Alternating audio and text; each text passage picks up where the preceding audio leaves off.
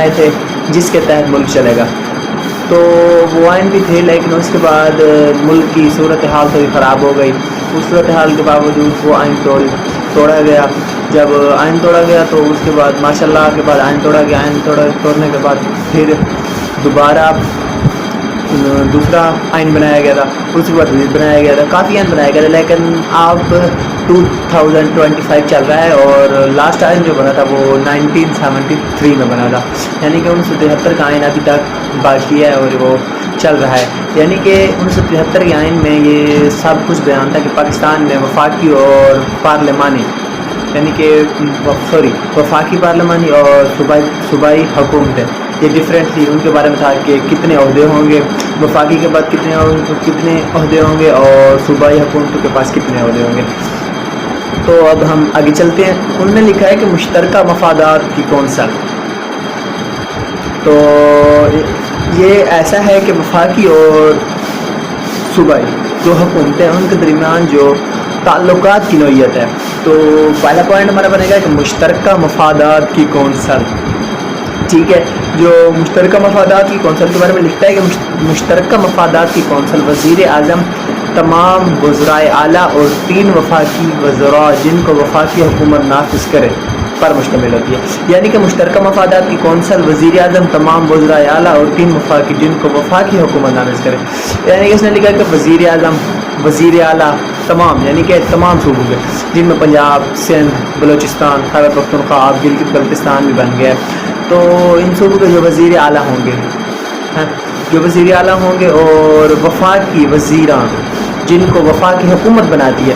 یعنی کہ وفاقی وزیر وہ ہوتا ہے جن کو جو ووٹ لے کر نہیں بنتے، لیکن ان کو جو حکومت ہوتی ہے وزیر اعلیٰ، یعنی کہ جو بڑی حکومت ہوتی ہے وہ انہیں بناتی ہے. وہ جب چاہے اسے انہیں ہٹا سکتی ہے اور جب چاہے انہیں ٹھہرا سکتی ہے، وہ ان کی مرضی ہوتی ہے. ٹھیک ہے، تو اس کے بعد لکھتا ہے جو وفاقی اور صوبائی حکومتوں کے درمیان جھگڑوں کی، جو وفاقی اور صوبائی حکومتوں کے درمیان جھگڑوں کو نپٹاتی ہے اور وسائل کو تقسیم کرتی ہے. یعنی کہ مشترکہ مفادات کی کونسل، یعنی کہ جو اب وفاقی اور صوبائی حکومتوں کے درمیان کوئی جھگڑا ہو جاتا ہے، یعنی کہ جھگڑا تو مراد لڑائی براد نہیں ہوتی، لیکن جو کسی ایک موضوع کے اوپر جو وفاقی حکومت کہتی ہے کہ ہمیں چاہیے، صوبائی حکومت کہتی ہے ہمیں چاہیے. صوبائی حکومت چھوٹی حکومت ہوتی ہے تو وفاقی حکومت بڑی حکومت ہوتی ہے. جو وفاقی حکومت ہوتی ہے وہ کہتی ہے کہ ہمارا کہنا مانا جائے اور صوبائی کہتے ہیں کہ ہمیں بھی ہمارے حقوق کو دیا جائے. تو یہ جو مشترکہ مفادات کی کونسل ہے نا، یہ اسی چیز کے لیے ہوتی ہے، جو ان کے جھگڑوں کو ختم کرنے کے لیے استعمال ہوتی ہے. تو NFC ایوارڈ کا اجرا کرتی ہے. اچھا، اگر کسی صوبائی حکومت کو کونسل کے فیصلوں پر اعتراض ہو تو پارلیمنٹ کے مشترکہ اجلاس بھی بھیج سکتی ہے. یعنی کہ وہ کہتا ہے کہ اگر کسی صوبائی حکومت، کیونکہ وفاقی حکومت کیا کرے، وفاقی حکومت ہے وہ تو بڑی حکومت ہے ویسے بھی. تو صوبائی حکومت جو ہے نا، یہ بعض اوقات کچھ ایسا ہوتا ہے، جو مشترکہ مفادات کی کونسل ہے یہ کچھ ایسا فیصلہ دے دیتی ہے جو صوبائی حکومت کو پسند نہیں ہوتا. تو صوبائی حکومت کیا کرے، تو وہ ان کے سامنے بول نہیں سکتی، بولتی تو ہے لیکن کیا کرے وہ مانتے نہیں. تو اسی وجہ سے وہ آگے مشترکہ اجلاس، یعنی کہ پارلیمنٹ کے مشترکہ اجلاس میں بھی بھیج سکتی ہے. پھر اس کے بعد فیصلہ مشترکہ مفادات کونسل کے پاس نہیں رہتا، وہ وہاں چلا جاتا پارلیمنٹ کے مشترکہ اجلاس میں پہنچ جاتا ہے. تو اس کے بعد اگر پانی کی تقسیم پر جھگڑا ہو تو کیس مشترکہ مفادات کی کونسل کے پاس حل کے لیے بھیج جاتا ہے. یعنی کہ جو وفاقی حکومت ہے وہ کہتی ہے کہ پانی یہاں زیادہ بھیجا جائے، جو صوبائی حکومت کہتی ہے وہ کہتی ہے ڈفرینٹ صوبے ہیں، ہمارے صوبے میں ہمیں پانی کی سہولت مہیا کی جائے. ہم تو کچھ نہیں کر سکتے نا، کیونکہ عوام اب وزیر اعظم کو کم وزیر اعلیٰ کو زیادہ کرتی ہے، کہ کہتی ہے کہ ہمیں اس چیز کی سہولت مہیا کی جائے. تو اس کے بعد یہ لکھتا ہے کہ اگر پھر بھی مسئلہ حل نہ ہو سکے تو صدر کو کمیشن بنانے کا اختیار ہوتا ہے جو اس مسئلے کو حل کرتا ہے. یعنی کہ وہ کہتا ہے کہ صدر پاکستان، یعنی کہ ملک کا صدر، جو ہمارا تو پاکستان ہے، اس میں کہا رہتا ہوں کہ صدر پاکستان کو اختیار دیا جاتا ہے کہ وہ اس کے بعد اس کا حل کرے. یعنی کہ اس کے بعد مشترکہ مفادات کی کونسل، اس کے بعد بھی کوئی حل نہیں رہتا، اور اس کے بعد جو پارلیمنٹ مشترکہ اجلاس وہ بھی کچھ نہیں کر سکتا. تو اس کے بعد جو اگلا پوائنٹ بنتا ہے وہ ہے کہ نیشنل اکنامک کونسل NEC. تو جو نیشنل اکنامک کونسل ہے وہ کہتا ہے کہ صدر پاکستان کو نیشنل اکنامک کونسل کا اختیار ہوتا ہے. صدر پاکستان کو نیشنل اکنامک کونسل کا اختیار ہوتا ہے. صدر پاکستان یعنی کہ اس کو ہٹایا بنائے وہ اس کی مرضی ہوتی ہے. تو اس کے بعد لکھتا ہے وزیر اعظم اس کونسل کا چیئرمین اور تمام صوبائی وزیر اعلیٰ اس کے ممبر ہوتے ہیں. یعنی کہ یہ کہتا ہے کہ وزیر اعظم جو ہوتا ہے نا وزیر اعظم ملک کا وزیر اعظم وہ ہی نیشنل اکنامک کونسل کا صدر ہوتا ہے, بڑا ہوتا ہے. یعنی کہ باقی جو وزیر اعلیٰ ہیں جیسے پنجاب کا, سندھ کا, خیبر پختونخوا کا, KPK اور بلوچستان کا اور گلگت بلتستان وہ بھی صوبہ ہے اب. تو جو گلگت بلتستان ان سب کے وزیر اعلیٰ اس کمیٹی کے ممبر ہوتے ہیں. اس کے بعد لکھتا ہے کہ جو ملک کی معاشی صورتحال کا جائزہ لیتے ہیں, یہ سب مل کر ملک کی معاشی صورتحال کا جائزہ لیتے ہیں کہ کیسے ملک چلانا ہے, یعنی کہ ملک میں کس چیز کی کمی ہے, معیشیت کے بارے میں سوچتے ہیں اور باقی بھی تمام. اور وفاقی اور صوبائی حکومتوں کو مناسب اقدام اٹھانے کی ہدایت کرتے ہیں. اس کا مطلب ہے کہ وفاقی اور صوبائی حکومت یعنی کہ جو وزیر اعظم ہے, وزیر اعظم ہی وزیر اعلیٰ کو کہتا ہے کہ ڈفرینٹ مناسب اقدامات اٹھایا جائے جس سے معاشی صورتحال بہتر ہو سکے. تو اس کے بعد دیکھیے یہ معاشی معاشرتی اور تجارتی پالیسیاں مرتب کرتے ہیں. معاشی معاشرتی اور تجارتی پالیسیاں یعنی کہ تجارت کے مسائل, معاشیت کے مسائل, معاشرتی مسائل سارے اب ان کے ذمہ ہوتے ہیں, یہی حل کرتے ہیں. ٹھیک ہے. اس کے بعد وہ لکھتا ہے قومی سلامتی کونسل, نیشنل سیکیورٹی کونسل. یعنی قومی سلامتی کے لیے جو کونسل بنائی جاتی ہے اس کو قومی سلامتی کونسل کہتے ہیں, جو وفاقی اور صوبائی حکومت دونوں میں ہوتی ہے. تو اس میں لکھتا ہے کہ قومی سلامتی کونسل کی صدارت وزیر اعظم کرتا ہے.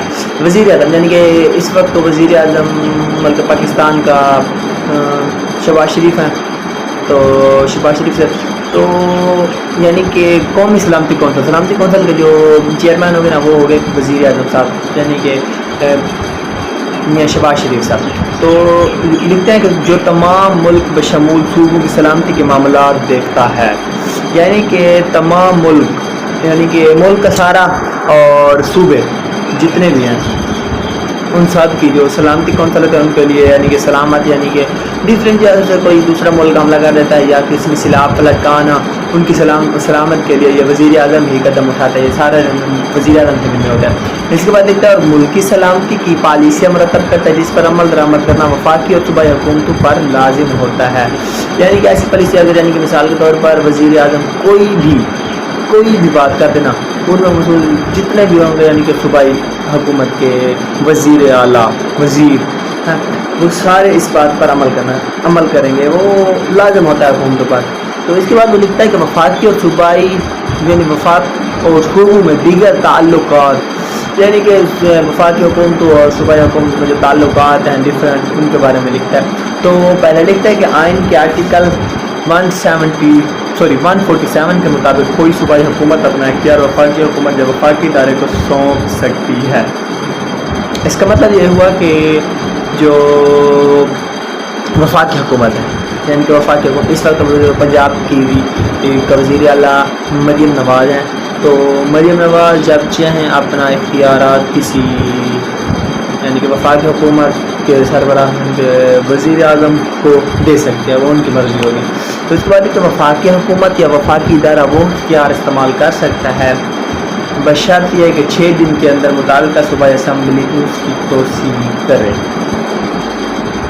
ٹھیک ہے. اس کے بعد جو اگلا ہے وہ لکھتا ہے اسی طرح وفاقی حکومت بھی اپنا اختیار صوبائی حکومت کو سونپ سکتی ہے بشرط یہ ہے کہ صوبائی حکومت اس کی منظوری دے. یعنی کہ جیسے میں نے سمجھا اب مریم نواز ہے, مریم نواز پنجاب کی وزیر اعلیٰ ہے, تو جو ملک کا وزیر اعظم ہے وہ ہے میاں شہباز شریف صاحب. تو میاں شہباز شریف صاحب بھی اپنا عہدہ مریم نواز کو سونپ سکتے ہیں, لیکن اس کے لیے بھی شرائط ہوتی ہیں کہ جو وفاقی اسمبلی وفاقی حکومت کی جو وفاقی اسمبلی ہے جتنے بھی بندے ہیں وہ بھی اس بات کے لیے ایگری ہوں. اس کے بعد وہ لکھتا ہے کہ آئین کے آرٹیکل 148 کے مطابق صوبوں میں انتظامی اختیارات وفاقی حکومت استعمال کر سکتی ہے بشرط یہ ہے کہ صوبائی حکومتوں کے مفادات میں کوئی خلاف نہ ہو. یعنی کہ جو صوبوں کے جو بھی اختیارات ہیں جتنے بھی وہ وزیر اعظم یعنی کہ وفاقی حکومت بھی کر سکتی ہے, لیکن اس میں کچھ ایسا ہوتا ہے کہ جو وفاقی حکومت کے جتنے بھی لوگ ہوتے ہیں صوبائی حکومت کے وہ کوئی خلاف نہ ہو، یعنی کہ اللہ تعالیٰ وفاقی حکومت کوئی بھی کام کرے، کوئی بھی عمل کرے تو اس میں صوبائی حکومت کا کوئی بندہ یہ بات نہ کر سکے ہمارے مطابق، یعنی کہ ان کے خلاف ہو۔ اس کے بعد ایک آئین کے آرٹیکل 149 کے مطابق صوبائی حکومتیں انتظامی اختیارات استعمال کر سکتی ہیں، بشرط یہ کہ وفاقی حکومت کے انتظامی اختیارات سے ٹکراؤ نہ ہو۔ یعنی کہ صوبائی حکومت جیسے مریم نواز کو دیکھنا، میں پنجاب کے بارے میں بات کرتا ہوں، مریم نواز ہے نا، وہ کوئی بھی اختیارات یعنی کہ انتظامی اختیارات، حکومت کے انتظامی اختیارات کوئی بھی کر سکتی ہے، لیکن ان میں یہ ہے کہ جیسے وفاقی حکومت، وفاق میں یعنی کہ اوپر والے درجے میں جو وفاقی حکومت کے لوگ کرتے ہیں وہ نہ کریں، یعنی کہ ان میں کوئی ٹکراؤ نہ ہو، یعنی یہ نہ ہو کہ ان کو خراب کرنے کے لیے کوئی انتظامات کیے جائیں۔ تو اس کے بعد دیکھتے ہیں آئین کے آرٹیکل 151 کے مطابق پورے پاکستان میں تجارتی سرگرمیاں آزادانہ طور پر سارے انجام پا سکتی ہیں۔ تو اس میں کہتا ہے کہ پاکستان، ملک پاکستان ہے نا، یہ پورا ملک ہے، تو اس میں کوئی بھی جو تجارتی معاملات ہوتے ہیں نا وہ آپ آسانی سے کر سکتے ہیں، جتنے بھی ان میں کوئی بھی روک ٹوک نہیں ہوتی، آزادانہ ہوتے۔ اس کے بعد لکھتے ہیں کہ ان میں صوبائی حکومتوں کو رکھنا نہیں ڈال سکتی، یعنی کہ وفاقی یعنی کہ اوپر والے درجے پہ جتنے بھی لوگ بیٹھے ہیں وہ کچھ بھی کر سکتے ہیں، یعنی کہ تجارت کے حوالے سے کہیں جا کر، مثال کے طور پر پچھلی بار جو ہوا تو یہاں چینی باہر ملک بھجوائی گئی، اور جب باہر ملک پہنچ گئی یعنی کہ اس میں صبح والے کچھ نہیں کر سکتے نا، کیونکہ وفاق والے باہر بھیج دی، اب وہ تو باہر بھیج دی نا، جب بعد میں دیکھا گیا کہ ملک میں کچھ نہیں ہے، ملک میں چیز کی کمی ہو گئی ہے، تو کیا کر سکتے تھے؟ بس یعنی کہ صوبائی والے دور میں کچھ نہیں کر سکتے نا، اب وفاقی نظام کے لیے بھی ہوگا، وفاق والے سب کچھ کریں گے۔ تو اس کے بعد وہ لکھتا ہے کہ مجلس شورا یعنی پارلیمنٹ آزاد تجارتی پالیسی مرتب کر سکتی ہے، یعنی پارلیمنٹ کوئی بھی آزاد پالیسی مرتب کر سکتی ہے۔ اس کے بعد ایک طرف ٹیکس لاگو کر سکتی ہے جو کہ تمام صوبوں میں یکساں لاگو ہوں گے، جیسے کہ اب ہم دے رہے ہیں یار، یہ ہے کہ جیسے 2 روپے کی چیز اب ہم 10 روپے کی ملتی ہے، 8 روپے ٹیکس ہے، یہی چیز پارلیمنٹ کے اوپر ہوتا ہے، وہ جتنے چاہے ٹیکس بڑھا سکتی ہے، جتنے ٹیکس بڑھا سکتی ہے وہ تمام صوبوں پر یکساں لاگو کر دے، یعنی کہ یہ نہیں ہوگا کہ ایک صوبے میں 10 روپے ٹیکس ہو رہا ہے تو دوسرے میں 8 ہوگا، 6 ہوگا، 5 ہوگا، یعنی ایک پر 10 ہو تو دوسرے میں بھی 10 ہوگا۔ اس کے بعد دیکھتے ہیں کہ آئین کے آرٹیکل 152 کے مطابق وفاقی حکومت تمام صوبوں میں قومی منصوبوں کے لیے زمین حاصل کر سکتی ہے۔ یہ کہتے ہیں کہ 152 آرٹیکل 152 کے مطابق کہ وفاقی حکومت تمام صوبوں قومی منصوبوں کے لیے زمین حاصل کر سکتی ہے، یعنی کہ جو سرکاری زمین ہوتی ہے ان میں وفاقی حکومتوں کے کچھ چند سے جلوس ہوتے ہیں، کچھ ایسی چیز بنانے کے لیے ہوتی ہے جو کام آ سکتی ہے، تو ان کے لیے بھی وہ زمین حاصل کر سکتے ہیں، صوبے والے کیا کر سکتے ہیں، ان کو دے سکتے ہیں۔ اس کو ہے جس میں صوبائی حکومتیں مداخلت نہیں کر سکتی، یعنی وفاقی حکومت ان سے جو بھی زمین لے لے، یعنی کہ شہباز شریف اب پنجاب سے کوئی بھی زمین جیسے لے گیا مثال کے طور پر، یعنی کہ اس نے کوئی سرکاری جگہ پر کوئی سرکاری ہسپتال بنانا ہے یا پھر کوئی جلسہ جلوس ہے، یعنی کہ کوئی تجارت یعنی کہ سرکاری بلڈنگ کھڑی کرنی ہے، تو ان میں جو وزیر اعلیٰ ہے جیسے اب یہاں مریم نواز، ان میں کوئی مداخلت نہیں کر سکتی، وہ اس کو دینی پڑے گی۔ وہ لکھتے ہیں کہ آئین کے آرٹیکل 159 یعنی 159 کے مطابق وفاقی حکومت صوبائی حکومتوں کو ریڈیو اور ٹی وی کی چینل لگانے سے انکار نہیں کر سکتی، مگر ایسی صورت میں حکومت اپنی شرائط عائد کر سکتی ہے، یعنی کہ یار اب گھر بیٹھے ہم کوئی ٹی وی چلاتے ہیں، کوئی بھی چینل دے سکتے ہیں، کوئی بھی، یعنی کہ انڈیا کے چینل بھی تو ہیں یار، وہ اب دیکھ لیں ہمارے ملک میں پاکستانی چینل کم، انڈیا کے چینل زیادہ چلتے ہیں، بس کیا کر سکتے ہیں، یہ حکومت کی نااہلی ہے، نااہلی تو نہیں لیکن بس کیا کر سکتے ہیں، یعنی یہی چیز کہہ رہے ہیں کہ وفاقی حکومت صوبائی حکومت کو کبھی بھی یہ نہیں کہہ سکتی، یعنی کہ کوئی بھی کون سا چینل چلا ہوا اپنے میں، وہ صوبائی حکومت کی مرضی ہوگی چاہے جو بھی چینل چلائے۔ تو یہ تھے وفاقی اور صوبائی حکومتوں کے تعلقات کی نوعیت۔ اس کے بعد رکھتے ہیں وفاق اور صوبوں کے باہمی تعلقات، یہ بھی تو یعنی کہ تقریباً ایک ہی چیز ہے۔ تو اب مجھے لگتا ہے کہ میری یہ ویڈیو آپ کو پسند آئی ہوگی، اور انشاءاللہ ہم اگلی ویڈیو میں بھی ضرور ملیں گے، لیکن ایک تھوڑا سا ایک اور ہے جو مقامی حکومت کے مختلف درجات کا ڈھانچہ ہے نا، وہ میں تھوڑا سا آپ کو ایکسپلین کر رہا ہوں۔ وہ کہتے ہیں کہ 1973 کے این کے آرٹیکل 148 کے تحت صوبائی حکومت پر لازم قرار دیا گیا کہ وہ مقامی حکومتیں قائم کریں، ان کو ماحولیاتی اور انتظامی اختیارات دیں. یعنی کہ یار جیسے وفاقی حکومت اور صوبائی حکومت ہوتی ہے، اسی طرح مقامی حکومتیں ہوتی ہیں. مقامی حکومتوں کا کام یہ ہوتا ہے کہ وہ مقامی حکومتوں کا کام یہ تو مقامی حکومتوں کا کام یہ ہوتا ہے کہ یعنی کہ جیسے وفاقی حکومت اونچے درجے پر کام کرتے ہیں، اور وزیر اعلیٰ یعنی کہ صوبائی حکومت نچلے درجے پر کام کرتی ہے، اور مقامی حکومت اس سے نچلے درجے پر، یعنی کہ وہ ان کے سارے کام انجام دیتی ہے. اسی طرح دیہی علاقے یعنی کہ دیہات، تو ان میں دیہات میں وہ لکھتا ہے یونین کونسل. دیہات میں یونین کونسل پائی جاتی ہے، یعنی کہ جیسے ڈفرینٹ ہوتی ہیں دیہات، ان میں سے چیئرمین وائس چیئرمین اور 6 جنرل کونسل میں مشتمل ہوتی ہے. ان کا کام بھی یہی ہوتا ہے کہ ملک میں یعنی کہ دیہی علاقوں میں روڈ بنانا، یعنی کہ ان پانی کی نکاسی کا بندوبست کرنا جو ان کے کسی علاقے میں ہوتی ہے، اور ڈفرینٹ باقی بھی چیزیں. اس کے بعد ہے ضلع کونسل، یعنی یہ بھی دیہی علاقوں میں ہوتی ہے. ضلع کونسل جو ضلع لیول پر یعنی کہ تھوڑے اونچے کام سارے انجام دیتے ہیں، وہی بھی ایک ہی چیز ہے. اچھا ٹھیک ہے. تو اس کے علاوہ وہ ایک اور ہوتا ہے، وہ ہے چیف افیسر. چیف افیسر ضلع کونسل کے سیکرٹری کے طور پر کام کرتا ہے. یہ سینئر سرکاری ملازم ہوتا ہے، ضلع کے تمام محکموں کی نگرانی کرتا ہے، اور ضلع کے تمام ترقیاتی منصوبوں کی نگرانی بھی اسی کے ذمہ ہے. یعنی کہ چیف افیسر ہی ہوتا ہے جو سب کچھ ہوتا ہے، جیسے وہاں وزیر اعلیٰ یہاں چیف افیسر ہوتا ہے، ایسا ہی سمجھ لیں، جو دیہی علاقے کے کام سارے انجام دیتا ہے. تو اس کے بعد ایک اور چیز میں تھوڑا سا آپ کو بتاتا چلوں کہ یونین کونسل ولیج ایبرہڈ کونسل کے فرائض جو ہوتے ہیں، میں بس شارٹ میں تھوڑا آپ کو بتاتا چلوں تاکہ ویڈیو تھوڑی بہت لمبی ہو گئی ہے. بس ختم کرتے ہیں. تو یہ آخری کویشچن تھوڑا سا میں کہتا ہوں سمجھ لیں. تو یہ وہ کہتا ہے کہ یونین کونسل کے فرائض، پہلا ہے کونسل کا بجٹ منظور کرنا اور ٹیکس یا فیس کی منظوری دینا. یہ یونین کونسل کا کام ہے. پنچایت کے ممبر مقرر کرنا، ان کی کارکردگی کا نگرانی کرنا، یہ بھی کونسل کے ذمہ ہے. عوامی راستے، گلیاں، قبرستان، باغ اور کھیلوں کے میدان کو بحال کرنا، یہ بھی اس کی مرضی ہو، یعنی کہ اسی کا کام ہوتا ہے. عوامی راستے اور گلیوں میں روشنی کا بندوبست کرنا، یہ بھی اسی کا کام ہوتا ہے. پینے کے پانی کا کنواں اور ٹیوب ویل، پانی کے ٹینک وغیرہ قائم کرنا، یہ بھی ان کا ذمہ ہوتا ہے. متعلقہ علاقے کی رہائشی کا صحت اور انتظام بندوبست کرنا، یہ بھی ان کا کام ہوتا ہے. ضلع کونسل کی منظوری سے صنعت، زراعت اور تجارتی مارکیٹوں کا بندوبست کرنا، یہ بھی ان کے ذمہ ہوتا ہے. یونین اور ولیج کونسل کے قوانین اور بائی لاز کو لاگو کرنا، یہ بھی ان کے ذمہ ہوتا ہے. تو یہ تھے ہمارے آج کے سوال کویشچن تھے. تو انشاءاللہ اگلی ویڈیو میں ہم ضرور ملیں گے کچھ ڈفرینٹ ملک پاکستان کے حالات کے بارے میں جو کہ آج کل کے چل رہے ہیں. تو آپ میرے چینل کو یاد سے سبسکرائب کر دینا اور بیل آئکن کا بٹن پریس کر دینا تاکہ میرے آنے والی ویڈیو آپ تک آسانی سے پہنچ سکے. تو یاد کر کے میرے اس ویڈیو کو لائک کر دینا تاکہ میں اگلی ویڈیو میں آپ کو ڈفرینٹ چیزوں کے بارے میں بتا سکوں.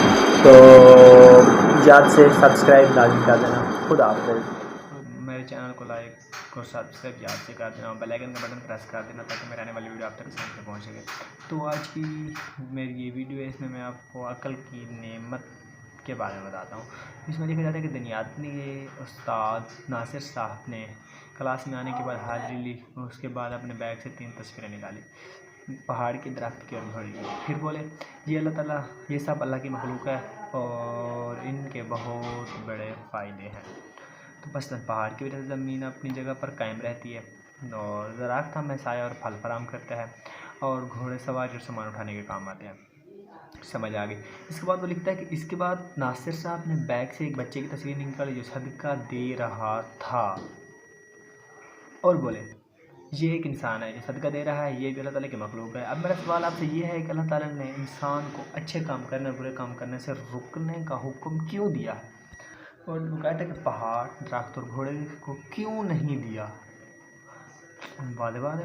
وہ کہتے ہیں کہ زین 4تھی کلاس کا ذہین لڑکا ہے، اس نے ہاتھ اٹھا کر ناصر صاحب سے اجازت لی اور بولا استاد اس لیے کہ اللہ تعالیٰ نے انسان کو عقل دی ہے لیکن پہاڑ، درخت و جانور کو عقل نہیں دی، اسی لیے اللہ تعالیٰ نے انسانوں کو حکم دیا ہے اور درخت جانوروں کو کوئی حکم نہیں دیا. جس سے وہ سوچے سمجھے اور پھر عمل کریں۔ ناصر صاحب شاباش شاباش، زین نے بالکل ٹھیک کہا۔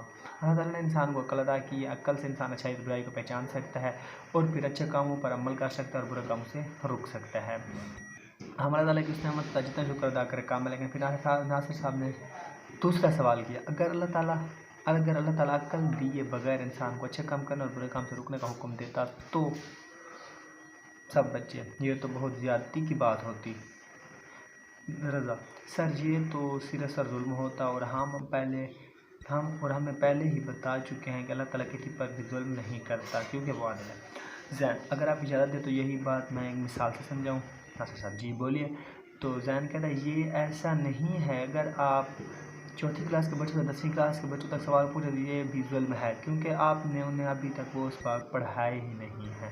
نکی سر جی یہ ایسے ہیں جیسے کسی ڈرائیور سے کہا جائے کہ اندھیری رات میں بغیر لائٹ سے گاڑی چلائی جائے اور ایکسیڈنٹ بھی نہ ہو۔ ناصر صاحب جی یہ مثال بھی بالکل درست ہے۔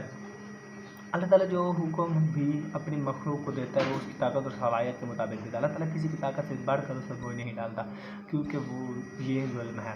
لا یکلف اللہ نفسا الا وسعہا، اللہ تعالیٰ کسی کو برداشت سے زیادہ ذمہ داری نہیں دیتا۔ اللہ تعالیٰ عادل ہے، وہ کسی کو اس کی طاقت سے بڑھ کر ذمہ داری نہیں دیتا کیونکہ یہ ظلم ہے۔ تو اس سے یہ بات واضح ہوتی ہے کہ عقل ایک انسان کے لیے بہت بڑی نعمت ہے۔ تو انشاءاللہ ہم اگلی ویڈیو میں ضرور ملیں گے کچھ نئے ٹاپک کے ساتھ۔ میری ویڈیو کو لائک کریں۔ تو اس ویڈیو میں آپ کو آگے کے بارے میں بتاتا ہوں، جو پچھلی ویڈیو میں قرآن کا چیلنج تھا اس کے آگے۔ تو اس کے بعد یہ لکھتا ہے کہ یہ بات اس صورت میں اور بھی زیادہ اہم ہو جاتی ہے کہ جب محمد مصطفیٰ کو کوئی استاد بھی نہیں تھا، اس لیے انہیں یہ مہارت سکھائی ہو، کیونکہ حضرت محمد صلی اللہ علیہ وسلم کو کوئی استاد نہیں تھا۔